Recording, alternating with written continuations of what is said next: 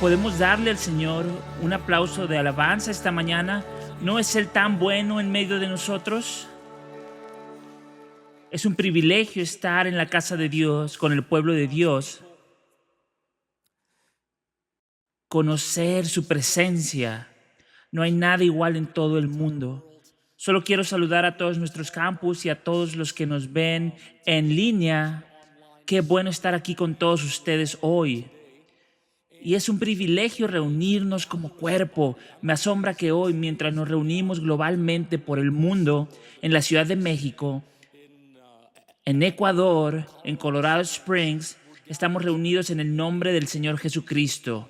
Y Él está en medio de nosotros esta mañana. Y donde Él está, hay vida, hay libertad, hay victoria. Hay libertad en su presencia y en su nombre. No sé si lo saben, pero Debbie y yo nos estamos preparando para ir a Washington, D.C. en estos próximos días. Y aunque vamos a seguir siendo parte de Revolution Church y muy involucrados en el ministerio aquí, sin embargo, es una temporada de transición que hemos atravesado y es diferente de la temporada que hemos conocido estos últimos 3 años y medio. Así que en estas últimas semanas nos hemos encontrado reflexionando de verdad sobre lo que ha pasado y para nosotros personalmente, pero particularmente en Revolution Church durante estos últimos 3 años y medio, hemos sido testigos junto al pastor Shane y pastor Rebecca, pastor Brandon y cada uno de ustedes. Estoy en un estado un poco sentimental ahora mismo, así que denme un poco de gracia, pero miro a esta congregación, miro rostros y nombres y pienso en historias de la bondad del Señor y en testimonios de su poder, de su amor, de su sanidad, de su provisión, de su verdad, de todo eso de lo que hemos tenido un asiento en primera fila. Y mientras hemos estado haciendo inventario de todo eso, he llegado a esta convicción y a esta exhortación sobre lo que quiero centrar mi mensaje hoy, y es esta: no tenemos nada salvo la cruz del Señor Jesucristo. Y en Gálatas capítulo 6, versículo 14, Pablo le dice a la iglesia de Galacia, dice así: pero jamás acontezca que yo me gloríe sino en la cruz de nuestro Señor Jesucristo, por el cual el mundo ha sido crucificado para mí y yo para el mundo.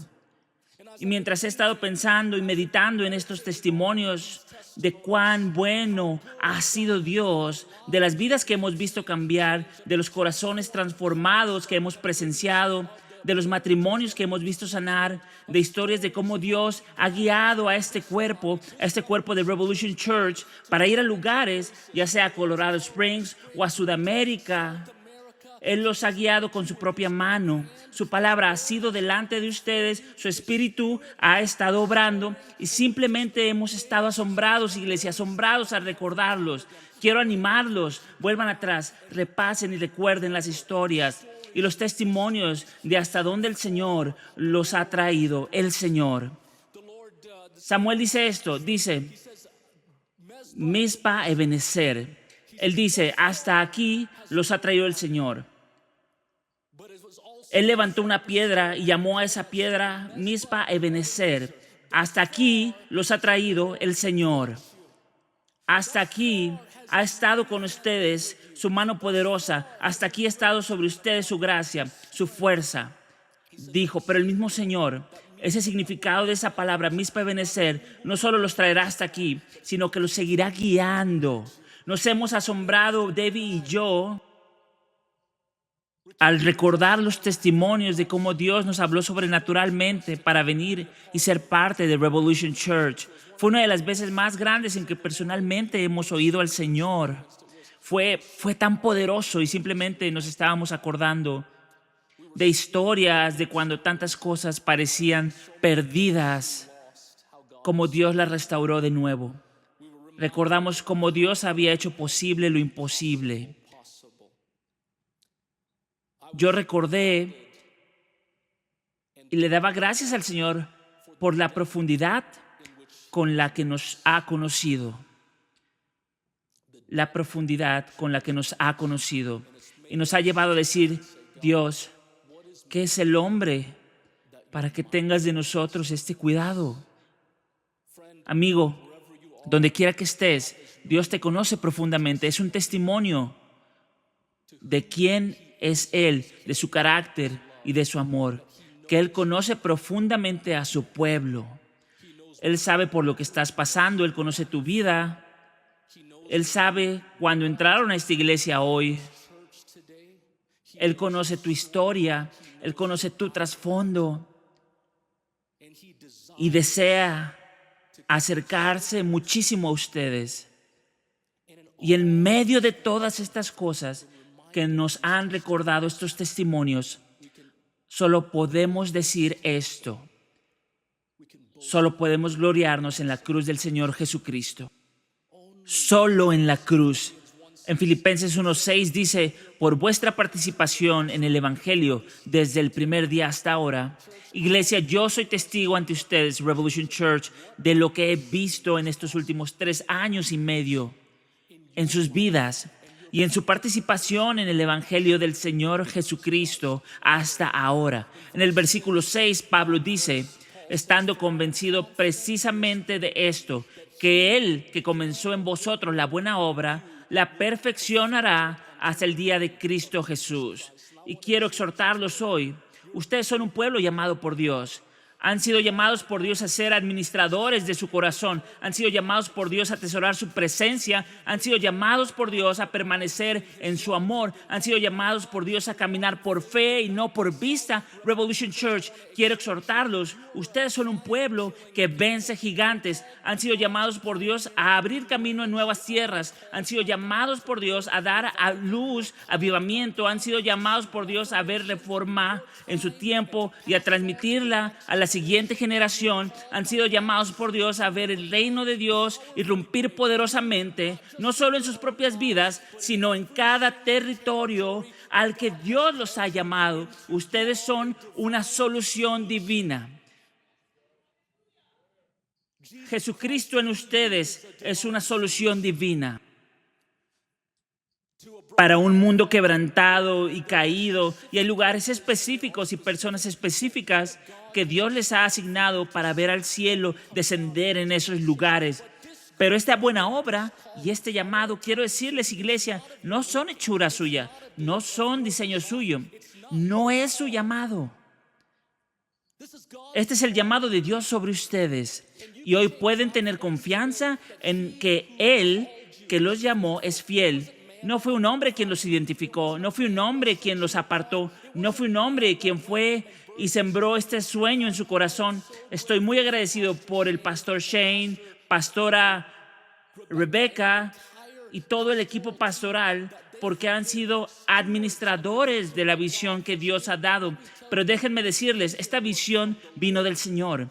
Y agradezco por un equipo de liderazgo que llegó y dijo, sí, Dios, y dijeron lo que dijo Isaías, Señor, si buscas a alguien, envíame, Señor. Pero quiero decirles que fue el Señor quien hizo nacer este sueño y esta visión, este llamado en este cuerpo. Y es Él quien comenzó esa buena obra en ustedes y será fiel para completarla. Porque el Señor sabe, amigo, que la mano del hombre, la fuerza del hombre, el intelecto del hombre, el talento del hombre, no pueden alcanzar la gloria de Dios. Oh, pero la cruz, oh, pero la sangre y el testimonio de nuestro Señor Jesucristo, por estos, ¿es transformada en dulzura la amargura de un mundo caído? ¿Tiene lugar la restauración? ¿Dónde está la vida? La vida está en la cruz. ¿Dónde hay esperanza? La esperanza está en la cruz. ¿Dónde hay salvación? Hay salvación en la cruz. ¿Dónde está el poder? El poder está en la cruz del Señor Jesucristo. ¿Dónde está la sanidad? Hay sanidad hoy. Hoy, no en ustedes, no en mí, no en nuestra fuerza, no en este hablar, ni en cualquier elocuencia que me falte. Hay poder en la cruz del Señor Jesucristo. Hay acceso al trono y a la gracia del Señor por la preciosa cruz de Jesucristo. Está esa historia en el libro de Éxodo, cuando el pueblo de Israel va atravesando el desierto y llega a las aguas. Se llaman las aguas de Mara y se traducen aguas amargas porque las aguas eran amargas y el pueblo estaba muy triste porque habían tenido sed por tanto tiempo. Llegaron después de su larga sed a este lugar amargo. ¿Alguna vez has estado en una situación difícil y la situación difícil simplemente empeora y todo lo que había para beber? ¿Alguna vez has visto algo? Se ve tan bien, hay agua ahí. Solo puedo imaginar a esos israelitas caminando por el desierto diciendo: hombre, si tan solo tuviéramos una gota de agua. Y por fin llegas a esa agua y la Biblia dice que esa agua era amarga y sus corazones estaban muy tristes. El Señor le dice a Moisés: hay un madero allí. Le dice: toma ese madero y échalo en el agua. Y ese madero, en el libro de Éxodo, era una figura anticipada del madero de la cruz. Y cuando el madero de la cruz es puesto en las aguas amargas, las aguas se vuelven dulces otra vez. Y eso fue lo que pasó en esta historia. El lugar amargo se volvió dulce otra vez porque ese madero fue puesto ahí. No había poder en ese madero, pero sí había poder en la cruz. Había poder en la cruz del Señor Jesucristo.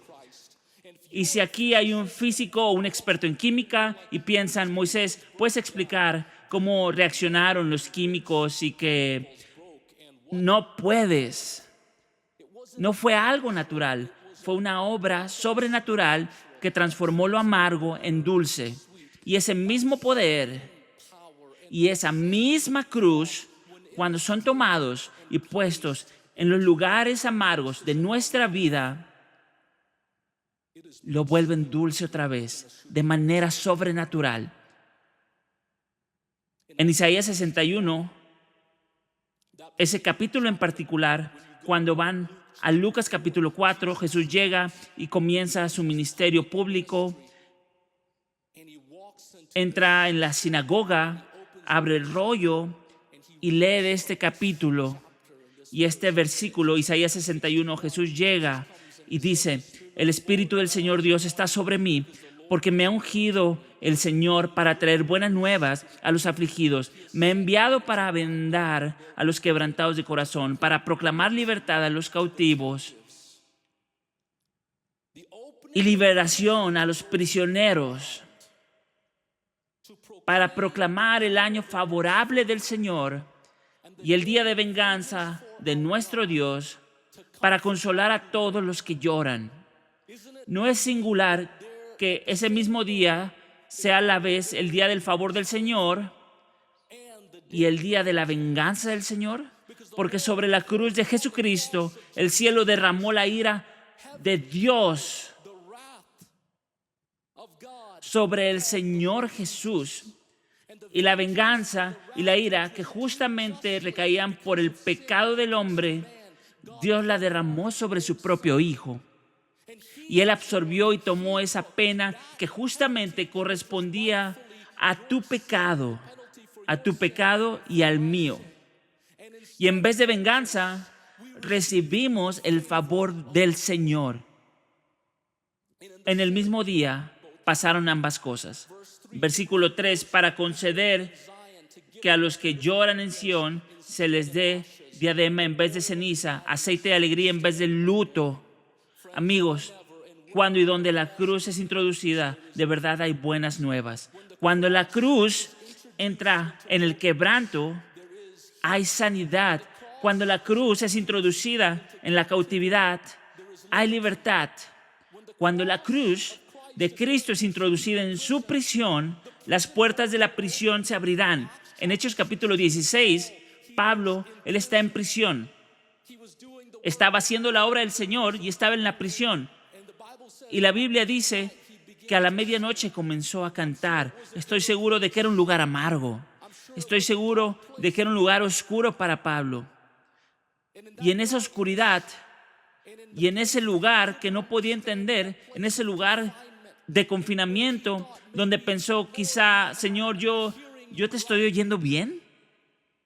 No puedo, Señor. Tú me dijiste que viniera aquí. Pablo, me pregunto si Pablo dijo eso. No sé si lo hizo. Sé que si Moisés, George hubiera estado allí, yo podría estar diciendo, Señor, pensé que me dijiste que viniera aquí, pero ahora estoy en la prisión y está oscuro. ¿Y saben qué? Pablo introduce en ese lugar amargo cantos de la cruz, de la sangre y de los testimonios de Jesús. Y dice que en ese momento las puertas de la prisión se abrieron. ¿Cómo? No se puede explicar, pero lo sobrenatural de Dios estaba ahí. Ese madero se mezcló con el lugar amargo y el lugar amargo se volvió dulce otra vez. Y las puertas de la prisión se abrieron. Siempre que Él entra, siempre que la cruz, siempre que Jesucristo crucificado es introducido en un lugar, comienza a suceder la obra creadora. La restauración comienza a suceder, las cosas comienzan a ser libertadas. Donde hay luto y ustedes introducen la cruz, según Isaías 61, hay una hermosa diadema y aceite de gozo. Aún donde había cenizas, amigo. Aún donde hay cenizas. Una cosa es que haya muerte. Pero el Señor dice, según su palabra, que aún donde hay cenizas, las cenizas son un paso más allá de la muerte misma. Porque cuando tienes cenizas, tienes un estado y una condición donde no solo se está muerto, sino que ha sido consumido. Ni siquiera pueden volver a unirlo. Pero Jesús dice, aún a tus cenizas les traeré restauración y les traeré belleza. Y por eso Pablo dice, no puedo gloriarme en nada excepto en la cruz del Señor Jesucristo. La fuerza de Pablo, la vida de Pablo, el modo de vivir de Pablo giraban alrededor de la cruz, iglesia, y de aquel que murió en ella y de la sangre que Jesús derramó en ella. Ese era el núcleo central, era aquello de lo cual brotaba la vida en Pablo, la cruz de Jesús. ¿De dónde brota la vida en ustedes, iglesia? ¿De dónde sale la vida? ¿Proviene de su identidad en la cruz? La identidad de Pablo estaba en la cruz. La prioridad de la vida de Pablo era la cruz de Jesús. La herramienta que refinaba la vida de Pablo era la cruz de Jesús. La promesa de su salvación para Pablo era la cruz de Jesús. Las armas de su guerra, su adoración, su alabanza, su hablar, su conducta, su vida estaban impregnadas de la cruz, de la sangre y del testimonio del Señor Jesús. Y Pablo dice, pero jamás acontezca que yo me gloríe.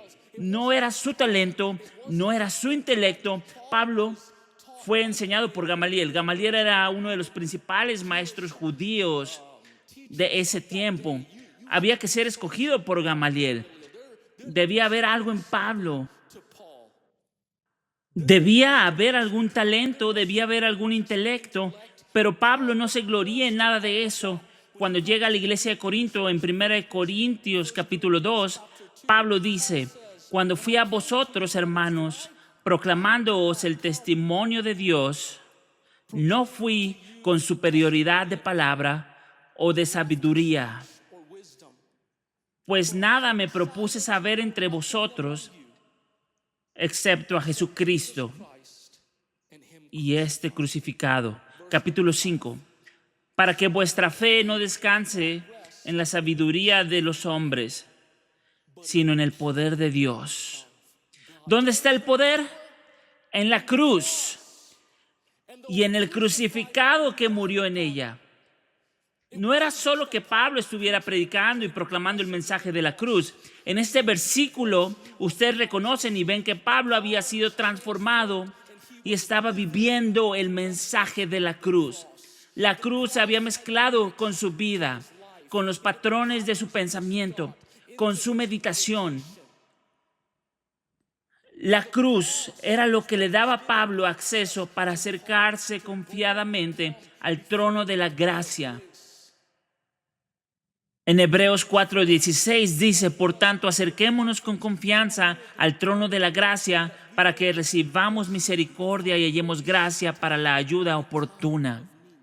Lo que trato de decirles es que hay poder en ese tipo de vida aferrada a la cruz. Crea restaura, libera y vuelve dulce el lugar amargo. Otra vez, Pablo no se está gloriando en su ejemplar manera de guardar la ley. Aunque dice, soy hebreo de hebreos y ha guardado mucho de esto, él dice, no me glorío en eso. Mi poder y mi fuerza no están en cómo he guardado toda la ley. Él dijo, me glorío en la cruz. Sabemos que Pablo era perseguidor de los cristianos antes de que el Señor tocara radicalmente su vida. Para Pablo, su pasado estaba cubierto por la cruz, su presente estaba consumido por la cruz, sus acciones eran impulsadas por la cruz, su enfoque era afilado por la cruz, su vida estaba crucificada por la cruz y su fe estaba sellada por la cruz. Iglesia, para ustedes y para mí hoy, no nos gloriemos en nada, sino en la cruz del Señor Jesucristo. Y si hoy estás aquí y todavía se preguntan y están pensando, ¿por qué estos cristianos se glorían en la cruz? ¿Puedo explicárselos un poquito más? Es porque la cruz fue el instrumento de muerte que quebrantó el cuerpo de Jesús. Y cuando su cuerpo fue quebrantado, derramó su preciosa sangre. Y esa sangre sirvió como medio de perdón y expiación de pecado por su pecado y por mi pecado.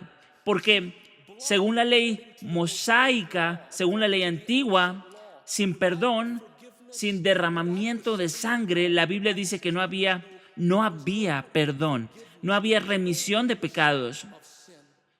Y no era sino la sangre la que servía como medio para reconciliar a Dios con el hombre pecador.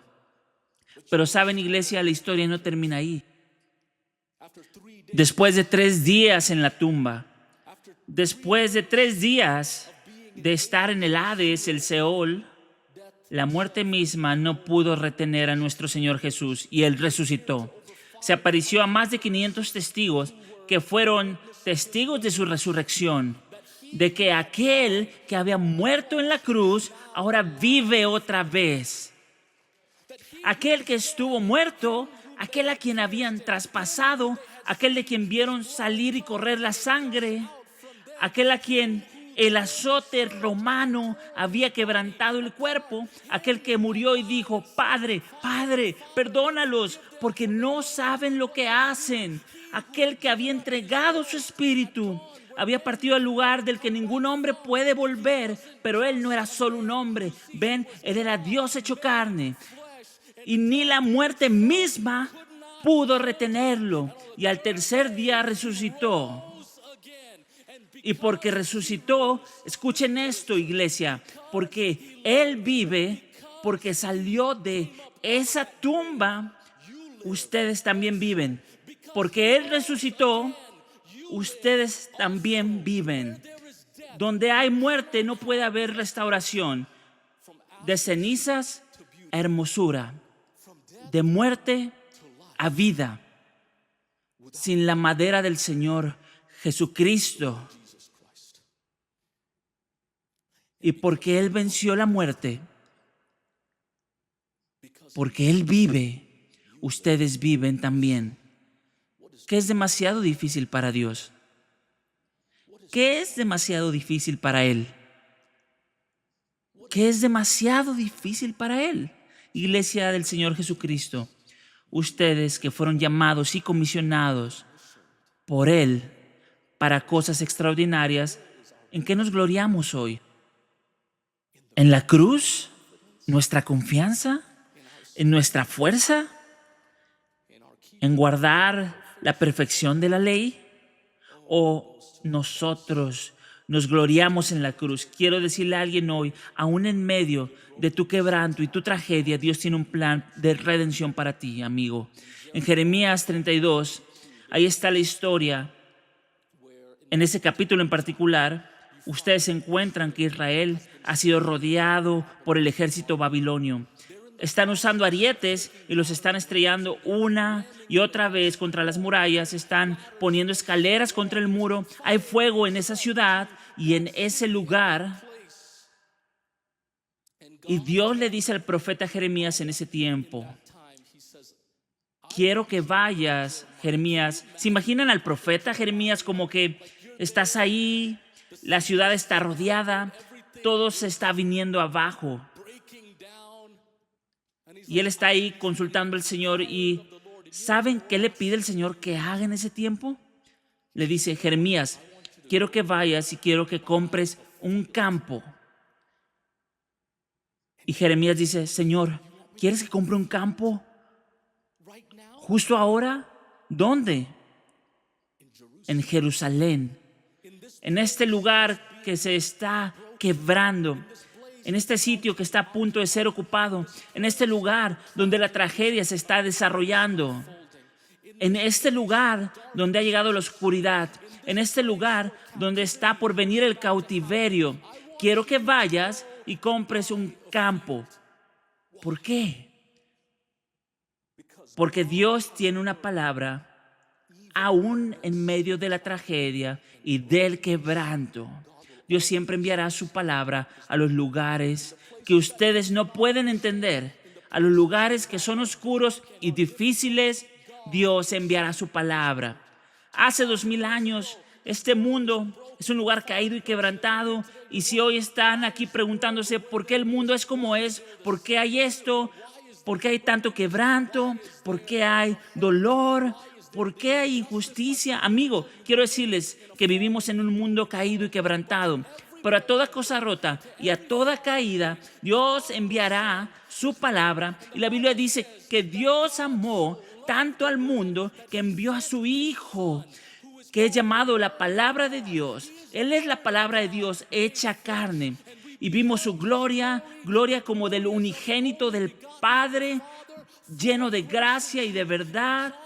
Y Juan dio testimonio de él diciendo, he aquí el Cordero de Dios que quita el pecado del mundo. Porque si el pecado no es quitado, no puede haber paso de muerte a vida otra vez. No puede haber cenizas convertidas en hermosura otra vez. Pero porque Él vive, porque murió, porque resucitó, ustedes y yo también podemos vivir.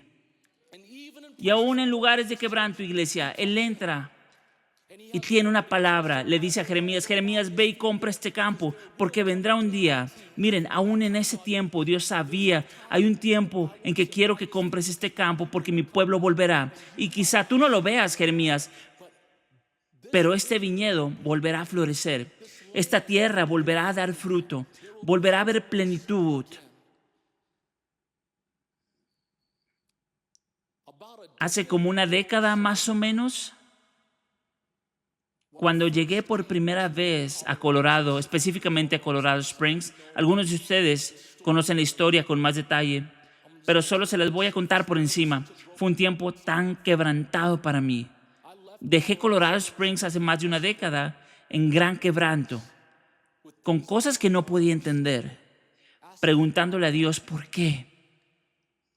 Aparentemente, sentía que el Señor me había abandonado.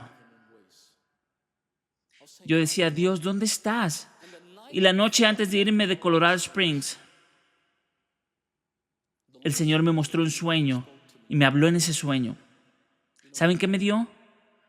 Una palabra.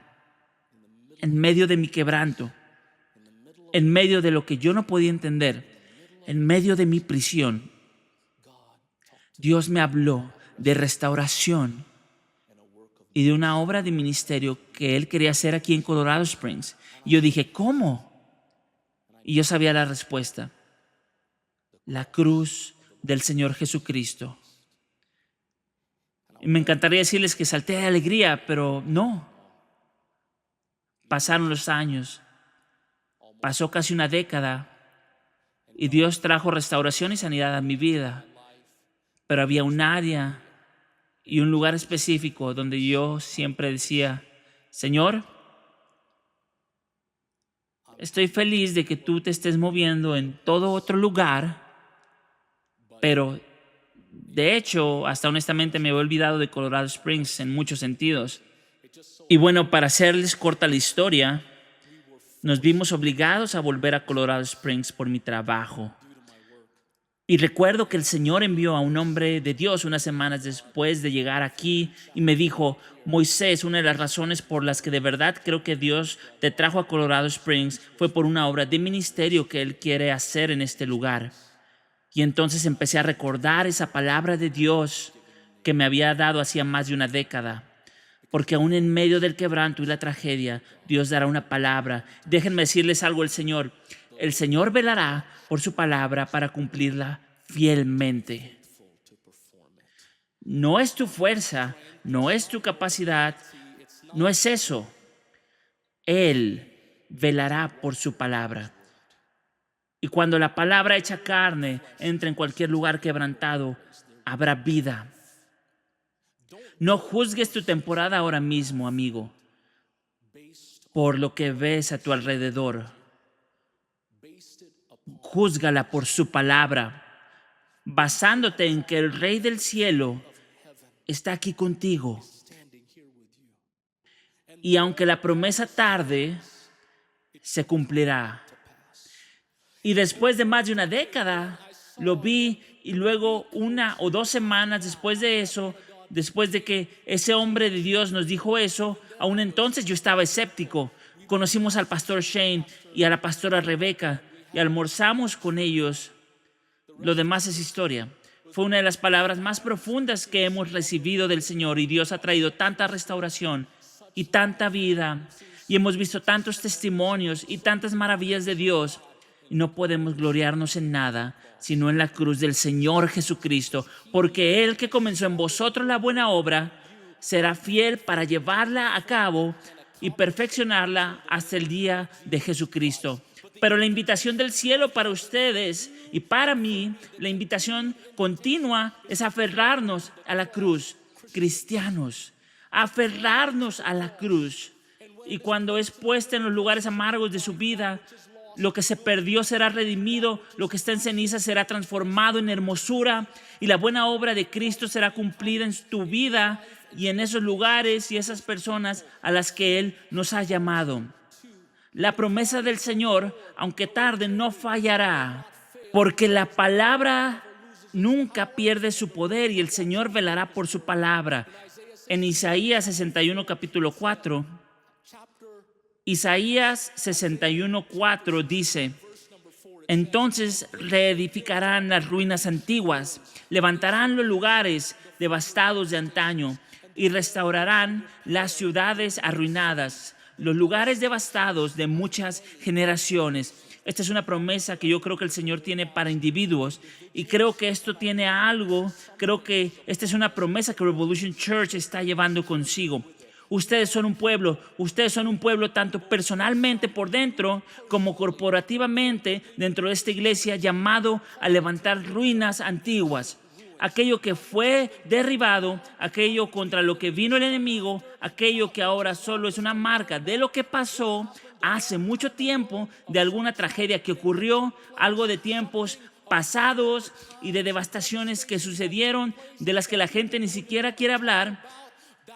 Hace tantas generaciones que nadie podía volver a trabajar esa tierra de nuevo. Dios está diciendo: porque Cristo en ustedes, la esperanza de gloria está ahí. Él traerá avivamiento a esos lugares. Mi oración es que podamos recuperar otra vez el asombro y nuestro temor reverente ante la cruz, iglesia, porque hay poder en eso. Hay poder en ello. He estado pensando, ¿trajeron sus Biblias? ¿Trajeron hoy sus Biblias? ¿Las tienen? Bien. Los teléfonos también están bien. Quiero hacerlo a la antigua aquí. Quiero que capturemos el asombro de Él. ¿Saben cómo se hacía antes? No sé si alguna vez, si son nuevos en la iglesia, no se preocupen por esto. El pastor principal, Shane Farmer, él es mucho mejor, así que no se vayan si esta es su primera vez, ¿de acuerdo?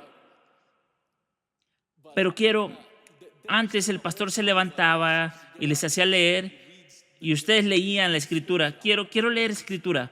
¿Podemos leer escritura juntos hoy?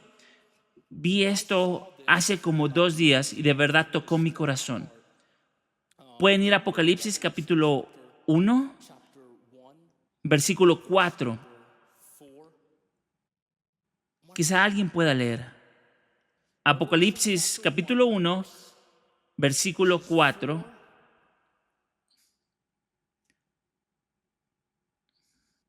hasta el 6. ¿Quieres leer eso? Aquí. Te voy a dar un micrófono para que los demás también te escuchen en línea.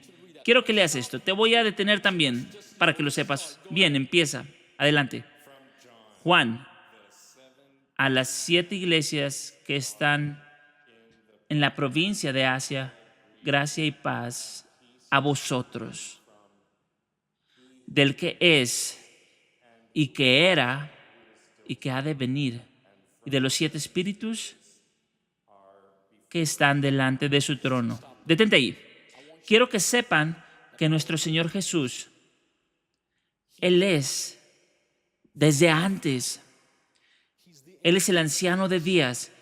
Siempre ha sido. Por Él y por medio de Él fueron creados los mundos. Él siempre estuvo ahí desde el principio con Dios. Sigue. Y de Jesucristo, el testigo fiel, el primogénito de los muertos. Me encanta esto, esperen. El primogénito de los muertos. El primer Adán pecó y cayó. Y el pecado entró por ese primer Adán. Pero Jesús, el segundo Adán, cuando vino, vivió una vida sin mancha. Murió, pero la muerte no pudo retenerlo. Y me encanta esta descripción que Juan da de él, porque revela una verdad de quiénes somos. Nosotros, los que estamos en Cristo Jesús, Jesús es el primogénito de los muertos, pero no es el último. Porque Él vive, porque ha resucitado, nosotros también vivimos. Sigue. El soberano de los reyes de la tierra, al que nos ama y nos ha libertado. Bien, esperen. El soberano de los reyes de toda la tierra. Cuando tuve mi primer encuentro con Cristo, cuando tenía 14 años, y tuve una visión de Jesús que cambió radicalmente mi vida, y después de eso, recuerdo que el Señor me llamó a predicar poco tiempo después. ¿Cómo llamas a un muchacho tartamudo, un chico indio de 14 años que tartamudea y ni siquiera puede decir su propio nombre a predicar? Déjenselo a Dios. Él hace posible lo imposible. Él escoge a los más pequeños para cumplir su obra, su misión, su gloria. Amigo, ¿qué es demasiado difícil para Él? ¿Qué es demasiado difícil para Él? ¿Ustedes creen que es por nuestra fuerza o por nuestra mente?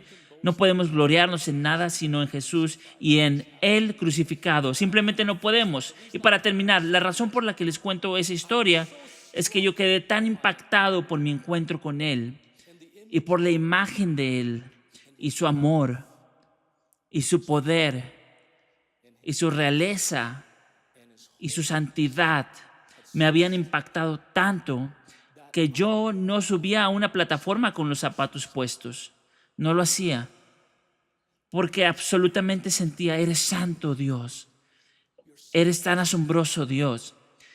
Él es rey sobre todos los reyes, amigos. Quiero decirles, vendrá un día cuando toda rodilla se doblará, toda lengua confesará el señorío de Jesucristo. Este es un tiempo de gracia.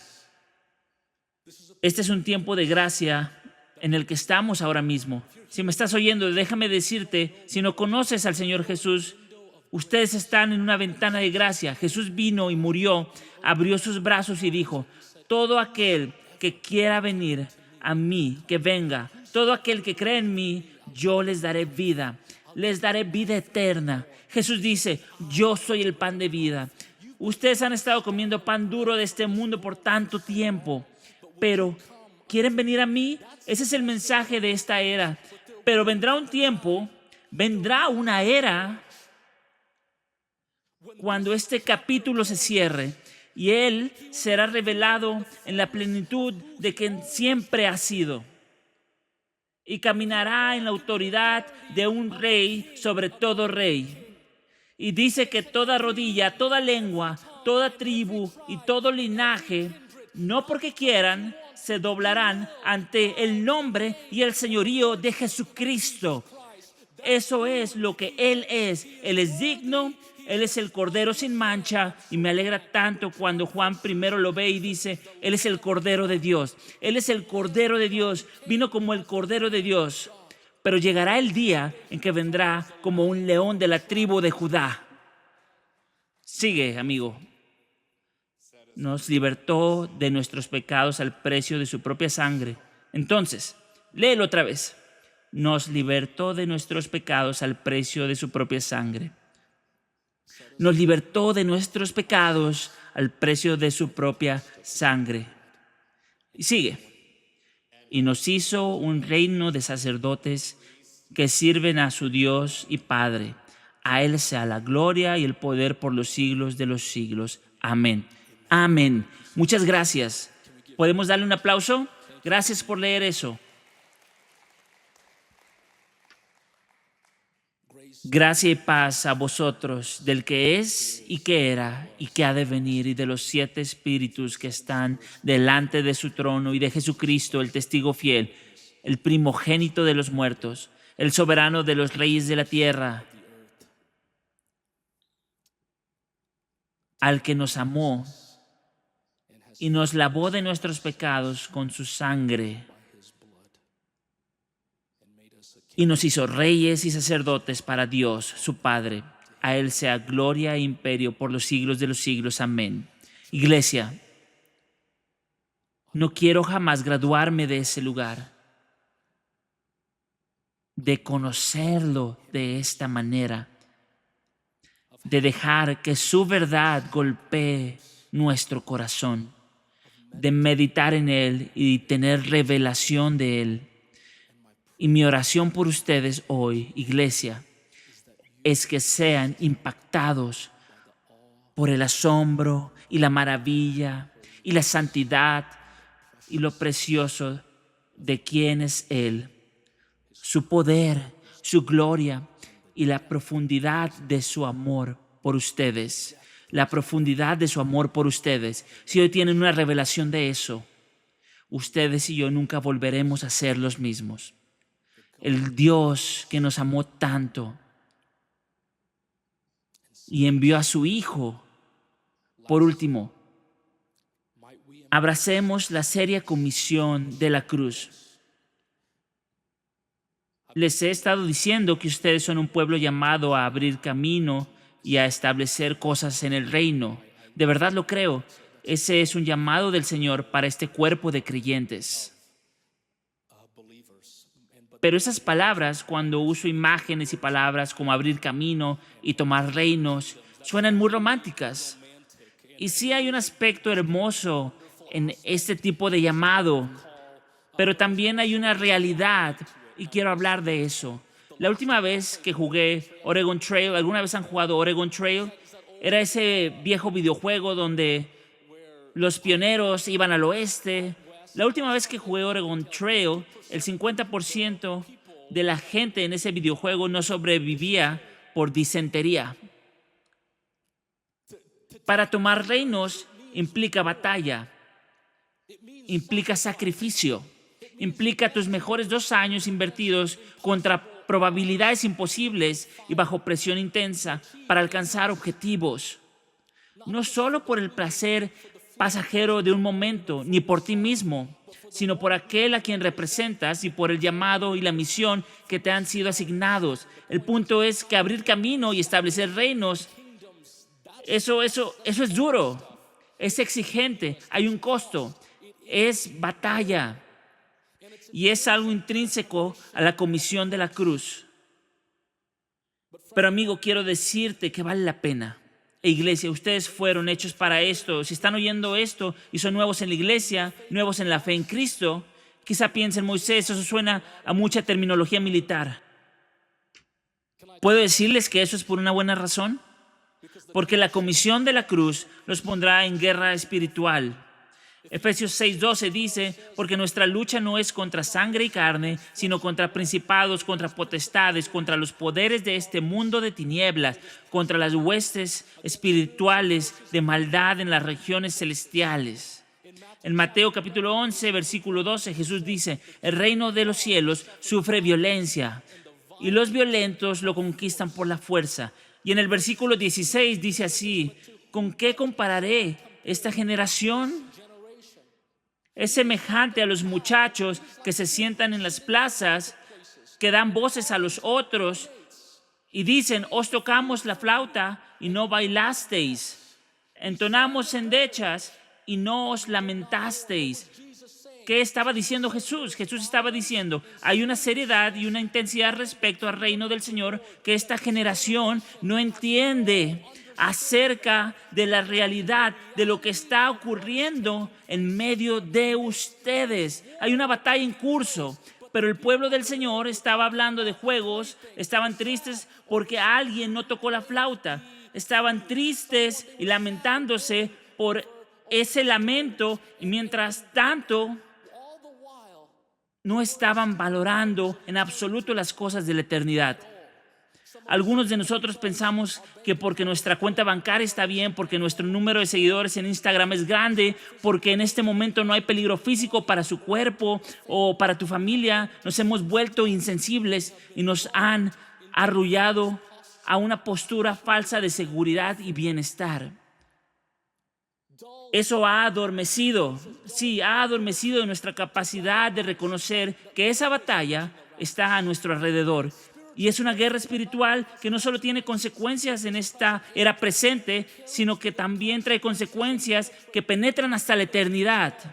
Guerra espiritual con fuerzas de tinieblas que están al acecho contra tu familia, buscando destruir. Guerra espiritual contra maldades en lugares altos que no quieren otra cosa que ustedes permanezcan en un estado sedado por la mundanalidad, amando este mundo y la aprobación que viene del hombre más que la alabanza y el amor que ustedes tienen por Dios. El enemigo no quiere nada más que mantenernos en ese espacio, y en Occidente, y creo que en todo el mundo, pero particularmente en Occidente, ahora mismo esta es una estrategia de Satanás, una estrategia muy extendida para adormecer a la iglesia, para llenarnos de seguridad, placer y entretenimiento en tal exceso que eleva el nivel de ruido para ocultar el ataque del enemigo.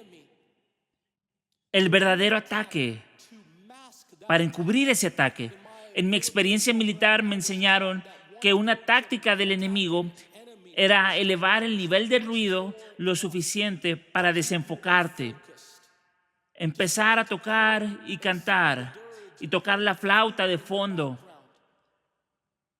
con todo lo demás que no importa, para mantener tu atención en otro lado, mientras el golpe decisivo viene de una dirección completamente distinta. De hecho, este tipo de ataque, amigo, casi siempre es un ataque de fase preparatoria. Siempre busca desorientarte y arrullarte y mantenerte lejos de entender el grado de peligro en el que realmente estás y el golpe final que se está preparando contra ti. Y a veces estos ataques pueden manifestarse no solo con cosas malas, también pueden ser cosas buenas. Por eso cuando es algo bueno y no es algo de Dios, aún algo bueno en exceso y cuando está mal priorizado por encima de las cosas del Señor, el adversario lo usará para distraerte de la lucha espiritual en la que tú te encuentras. Y al final eso ayudará a frustrar los propósitos del reino de Dios sobre tu vida. Amigo, quiero decirles la verdad. El sueño espiritual en tiempo de batalla significa muerte. Hay una razón por la cual en tiempos antiguos había graves consecuencias cuando alguien se dormía. Porque en medio de la batalla, eso significaba muerte, no solo para ti, sino para la asignación que tenías y para aquellos a quienes estabas cuidando. El enemigo está librando ahora mismo esta clase de guerra de distracción, iglesia, operando por debajo del nivel del ruido y haciendo que nos enfoquemos en todo lo demás, en la flauta, en el lamento, en cosas tan temporales. Y nos ofendemos por cosas y nos molestamos por cosas. Déjenme decirles, esto no es solo la razón por la que viene este mensaje. Esto es lo que el Señor me estaba hablando. Él me dijo, despierta, Moisés. Despierta, despierta al sonido de la canción de cuna demoníaca que está siendo cantada en tus oídos. Esta estrategia del infierno está diseñada para distraerte, manteniéndote en lo bueno, pero no en Dios, manteniéndote lo bastante adormecido, apenas lo bastante adormecido, para que no puedas hacer un verdadero y sincero avance contra el diseño del adversario, ni cumplir la plenitud del mandato del cielo sobre tu vida. Amigos, esa canción de cuna demoníaca, como dije, es solo la primera fase, pero los llevará a altos niveles de enredo con el mundo que los pondrán en oposición al Señor. Empieza con somnolencia, pero termina con un enredo con el mundo de tal grado que te convertirá en enemigo del Señor. En Santiago 4:4, la Escritura habla a creyentes que una vez caminaron con Dios, que conocieron el poder del Espíritu Santo, pero que fueron tan arrullados por el adversario que se desviaron a tal grado de enredo con los asuntos de este mundo que llegaron a ser enemigos de Dios. Santiago 4:4 dice así: oh almas adúlteras, ¿no sabéis que la amistad del mundo es enemistad hacia Dios? Por tanto, el que quiere ser amigo del mundo se constituye enemigo de Dios. Se constituye enemigo de Dios. Y este versículo realmente me golpeó. Y en particular cuando dijo que esa amistad con el mundo y esta clase de enredo, cuando desglosas lo que dicen esas escrituras, ese tipo de enredo con el mundo te pone como enemigo de Dios. Yo dije, Señor, tú no puedes querer decir eso, que eres enemigo, porque esto fue escrito a creyentes. Entonces fui y lo busqué en el griego, y quiero decirles que la palabra griega para enemigo en este capítulo es ectros. ¿Sabes qué significa? Enemigo. Significa estar ferozmente en contra de Dios. Y yo entendía que dentro del contexto de la guerra espiritual había creyentes que una vez conocieron y probaron el poder del Espíritu Santo y habían caminado en sus caminos, pero que se habían enredado tanto al no entender la realidad y la consecuencia de una guerra espiritual que estaba en curso, que se habían pasado al lado del enemigo y se habían involucrado en cosas que estaban en contra del Señor. Él dijo, yo me opongo a ti, estoy en contra tuya, y donde quiera que ustedes estén, donde quiera que yo esté en ese espectro, ya sea que estemos siendo arrullados suavemente por una canción de cuna demoníaca o que estemos profundamente enredados en las cosas del mundo. De hecho, quiero decir esto también, aún la oposición que el Señor tiene contra nosotros, aun cuando el Señor viene y se nos opone, eso es una misericordia de Dios. Es para corregir, es para detener, es para hacerte volver como Jonás. Jonás se había alejado de Dios.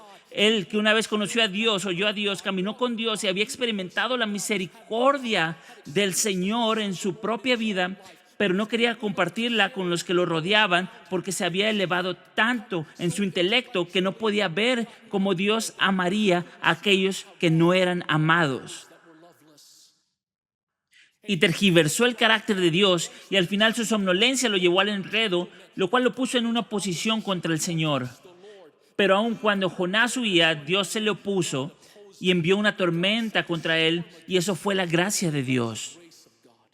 Y algunos de ustedes se preguntan por qué hay esta clase de oposición cuando están en ese lugar de enredo. A veces es la misericordia de Dios, amigos.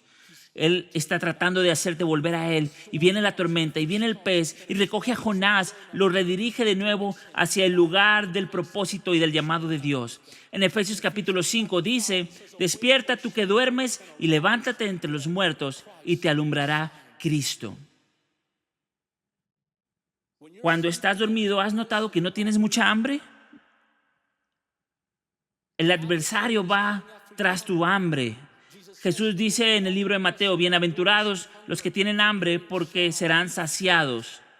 A veces podemos llegar a estar tan satisfechos, aún con lo bueno, que nuestra hambre por el Señor empieza a ahogarse. El enemigo viene por tu hambre. A algunos de ustedes el espíritu de Pitón se les ha enroscado, está tocando una flauta y un lamento y los está adormeciendo con una canción de cuna demoníaca, haciéndolos indiferentes a ese lazo que sigue apretándose a tu alrededor, les está quitando el aliento. Con cada respiración se va cerrando más y más y se prepara para asestar un golpe. Está apagando tu voz que fue destinada a predicar el mensaje de las buenas nuevas de Cristo. Te está quitando el aliento que fue destinado a alabar su santo nombre. Te está quitando la fuerza que está destinada a servir al Maestro. Amigo, despierta. Despierta, buen soldado de Jesucristo, para que puedas llevar a cabo bien la comisión de la cruz y el llamado de la cruz. Y quiero terminar con esta última parte.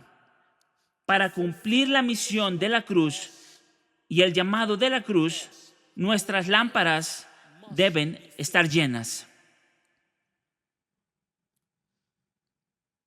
En la tradición de la Pascua, el pueblo judío, durante la Pascua, cada hogar tomaba un cordero y lo tenía 14 días en casa.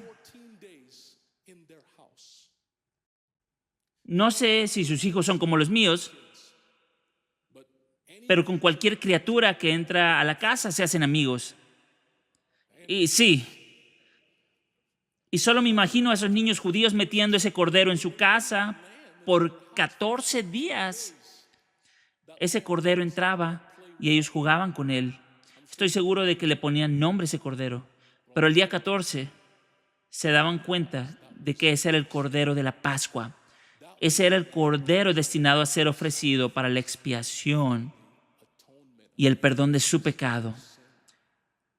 Y me imagino lo que dirían ese día. ¿No puede ser otro cordero? ¿No puedes ir a la tienda y simplemente sacar ese cordero del estante? No, amigo. Para ese punto, después de 14 días, ya habían tenido una relación con él. Ya no era solo un cordero para ellos. Era mi cordero para ellos.